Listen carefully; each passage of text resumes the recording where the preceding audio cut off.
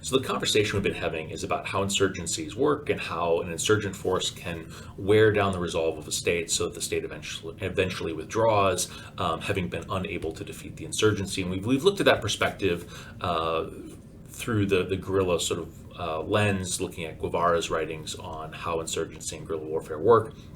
I'd like to turn the conversation now to how you can go about defeating an insurgency, and later on we'll talk about barbarism as a strategy that we've seen used successfully by Russia and by Syria. But today I'd like to focus on the U.S. Army Marine Corps Counterinsurgency Field Manual, which lays out sort of the United States' vision for how to bring into alignment American values and the American sort of vision of itself with the act of war fighting and defeating an insurgency. And as I kind of walk through this conversation, I'd like to touch on sort of three areas. First, I'd like to kind of give the background on the rise and fall of COIN, or counterinsurgency. Then we'll talk about sort of what the U.S. Army Marine Counterinsurgency Field Manual sort of lays out as U.S. doctrine for fighting a counterinsurgency. And then finally, I'd like to talk about whether or not this approach to fighting an insurgency actually works, with a little bit of reflection on Afghanistan and Iraq, and what we mean by works, or what we mean by good policy. So to start us off with sort of the rise and fall of counterinsurgency, after Vietnam, the United States, and in this context I mean U.S. military strategists and planners, decided that the United States military was fundamentally ill-suited to fighting an insurgency, and that it wouldn't do so in the future, that from here on out that the United States military would be used to fight conventional wars against conventional adversaries, and that's what it was good at, and that's what it would train for, and that's what it would build its military to try to accomplish. And while maybe that's reasonable, and maybe you get doctrine like the Powell Doctrine sort of driving the idea that the United States should go in with overwhelming military force, win quickly and decisively, and that military force should be used not for political goals like state building, or trying to achieve some sort of policy concession, or trying to get a workable constitution in place, but instead should be used for military goals like taking that hill, or blowing up that ammunition dump, targeting that particular building. Those kind of goals are what U.S. military power should be directed at, defeating the adversary, in this case a conventional army of a state power, which, if you read Clausewitz, or you're remotely familiar with anything Clausewitz has written, is kind of a ridiculous thing upon which to start building your military strategy, because warfare, from a Clausewitz perspective, is a continuation of politics. It's politics by other means, and war is decided upon by policymakers who choose the ends and the goals and the means. Military planners might decide on the means, but they don't get to choose the ends and the goals. So the United States basically kind of put its head in the sand and decided it was not going to think about counterinsurgency until it found itself in Iraq and Afghanistan facing insurgencies. The U.S. Counterinsurgency Field Manual was rewritten by David Petraeus and others. Petraeus had sort of tested out some principles of counterinsurgency doctrine. He was head of the 101st Airborne and later commanded forces broadly in Iraq. And while he was in Mosul, he sort of famously, and when I say famously, it was widely reported, got sort of a tire factory up and running, and reopened the university in Mosul. Was for a moment sort of a bright spot in the war effort. After he leaves Iraq, he returns to, I think, Fort Leavenworth, where he oversees the writing of the Counterinsurgency Field Manual, and then returns to Iraq a second time, this time in 2007, at sort of the height of the Iraqi insurgency. And within sort of a year, things have more or less stabilized in Iraq, which looks really good and suggests that this Counterinsurgency Field Manual is sort of on the right track. Petraeus kind of pushes this out as sort of a way of thinking about all U.S. military operations, and that COIN, counterinsurgency, should be central to how the military thinks about its operations in the world. And this is sort of the message he gives, and when he retires and sort of transfers over to the CIA.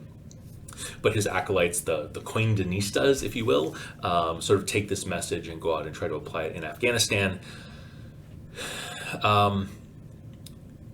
Over the course of the next sort of decade or so, over the 2010s, I think a lot of disillusionment grows with counterinsurgency, that it's not providing quite the promise, well, it's not delivering on the promises that were sort of offered up, and you start to see military planners again starting to become skeptical about the idea of conducting counterinsurgency, again skeptical about the idea of committing the United States military to actions that really only have political solutions rather than military solutions.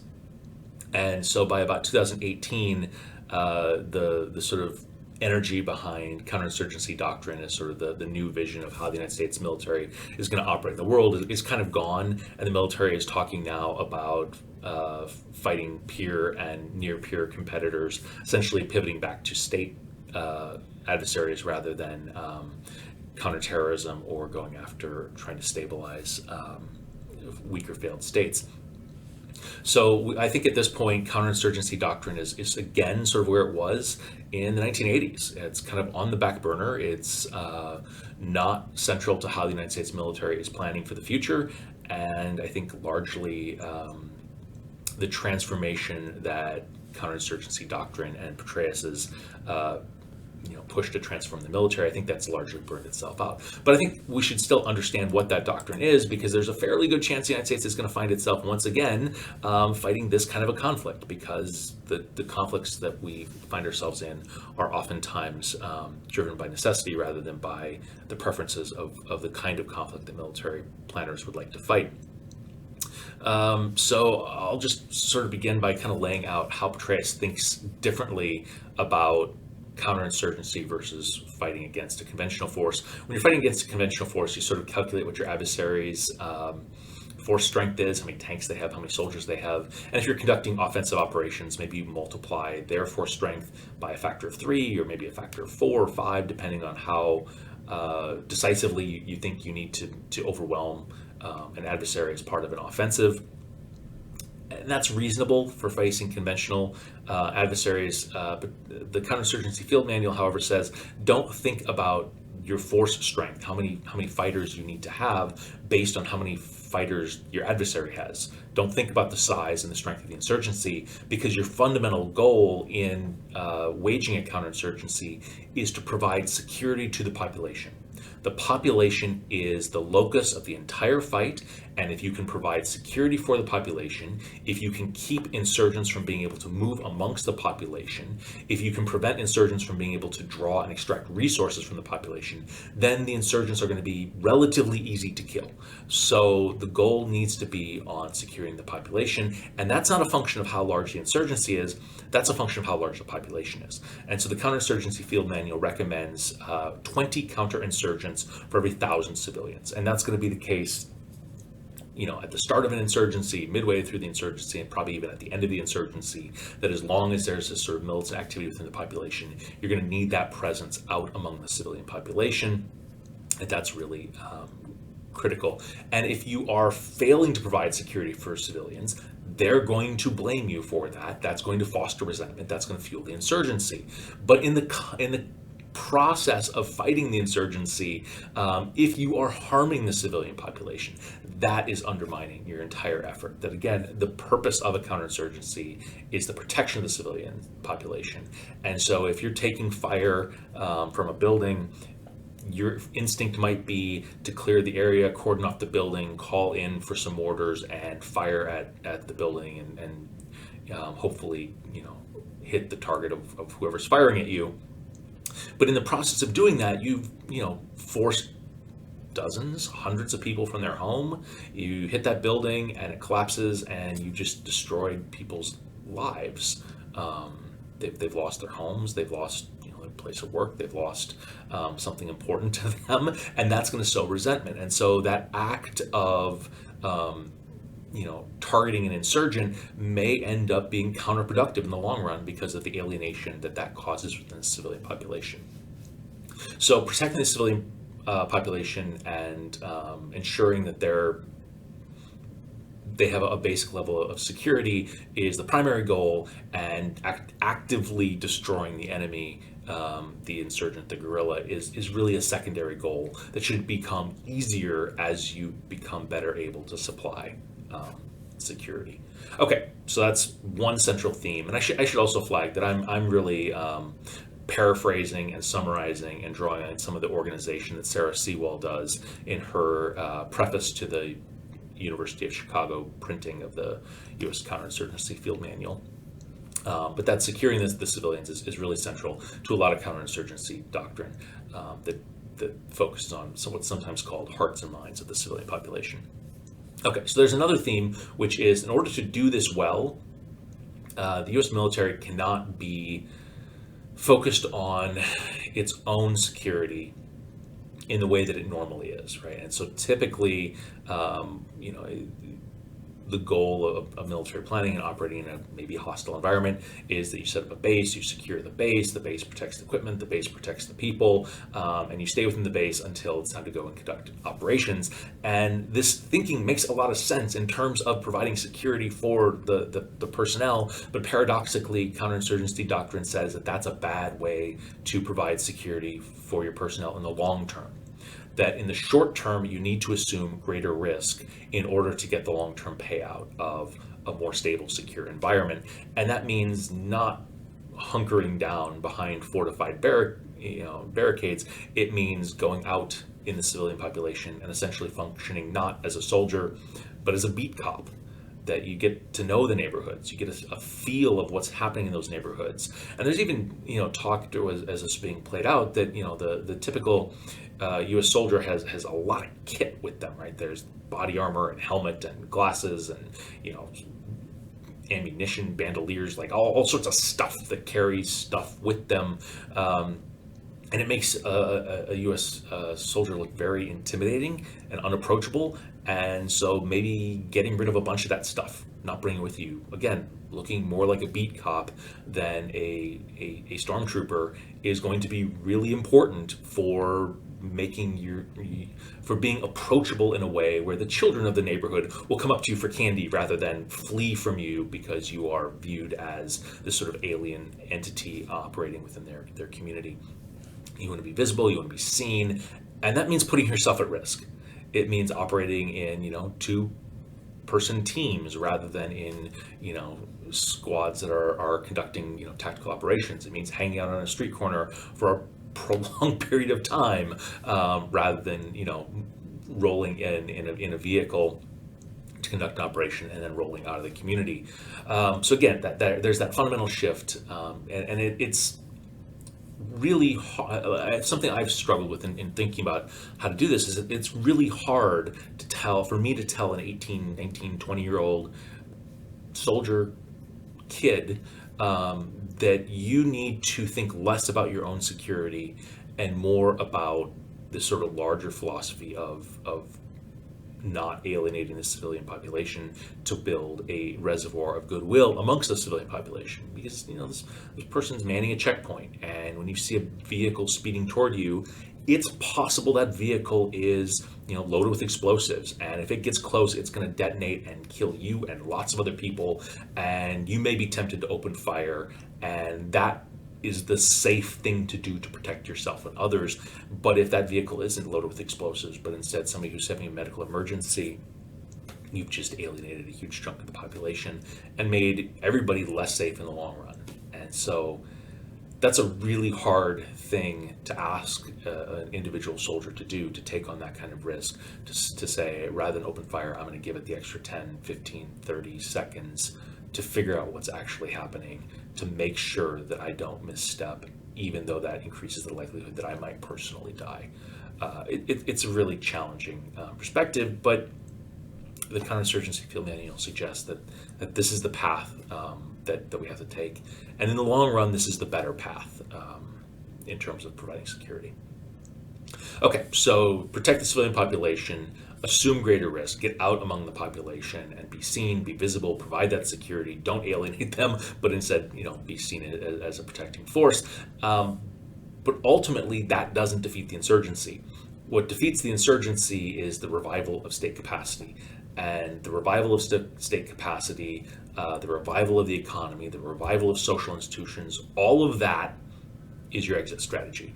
And so I guess one of the mantras of the Counterinsurgency Field Manual is the best weapons don't shoot.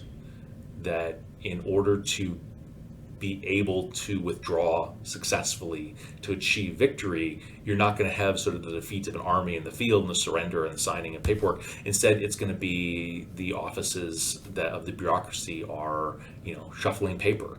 It's going to be schools are open. It's going to be people are participating in voluntary organizations and there's clubs. It's going to be, a factory is expanding into another town. Those are kind of the things that are going to determine the success of the operation.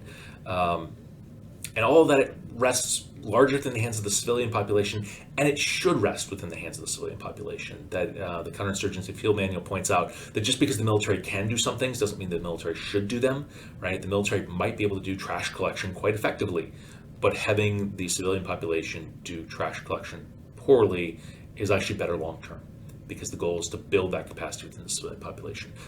The purpose is to build a sense of legitimacy of the new civilian government. The purpose is not to get the trash removed. The purpose is to be seen that the state and the new government is able to do something.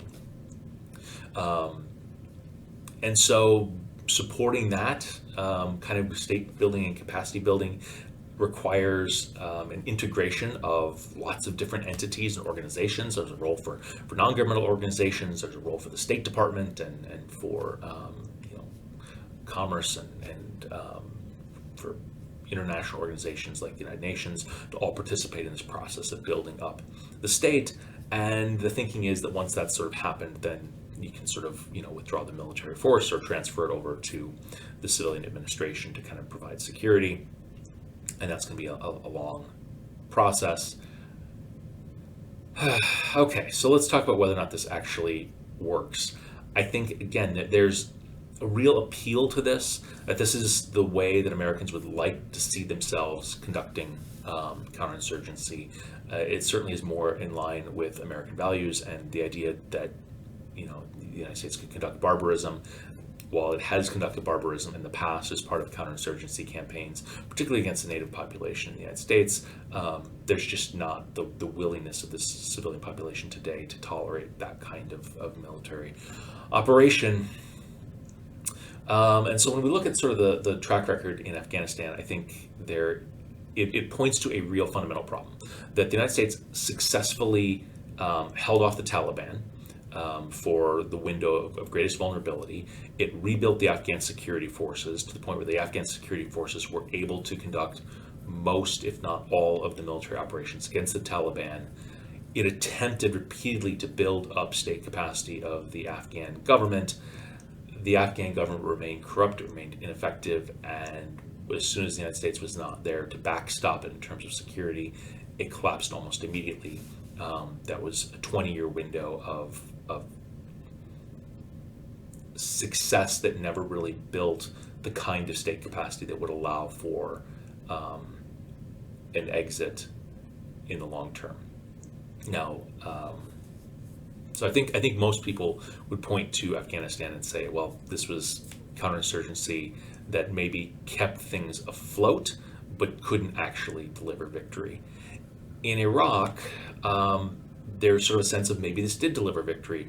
I'm actually more optimistic on Afghanistan and less optimistic on Iraq, kind of contrary to popular opinion. When Petraeus arrived in Iraq to implement the new counterinsurgency field manual, there were really two things that were sort of going his way. One is that most of the violence at that point had been centered in Baghdad, or I shouldn't say most, a good chunk of the violence had been centered in Baghdad. It was centered around ethnic cleansing of driving Sunnis from the eastern part of Baghdad to the western part of Baghdad and vice versa. Shias were being driven out of the Sunni areas in the west and fleeing to Sadr City in the east.